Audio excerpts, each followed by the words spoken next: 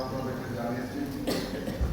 আজকে নতুন করে আবার সেই কর্মসূচির বিষয়ে আপনাদের সাথে কথা বলার জন্য আজকে আপনাদের জানেন, এর আগে বলছেন যে হৃদয়ে ঢাকা 416 উৎসবটা উদযাপন করার জন্য এটার প্রেক্ষাপট এর আগেও আপনাদের কাছে তুলে ধরেছিলাম। ঢাকা শহর একটি প্রাচীনতম শহর, পৃথিবীর বহু শহরে এই শহর থাকত।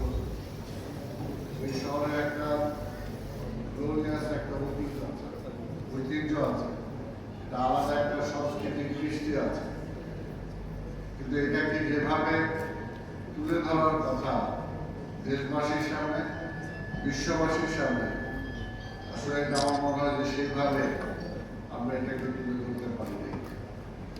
এই নগরের প্রশাসক হিসেবে আমি মনে করি যেটা আমার দায়িত্ব, ঢাকার ঐতিহ্যকে, ঢাকার সংস্কৃতিকে, ঢাকার ঐতিহাসিক যে ভূমিকা আছে সেগুলোকে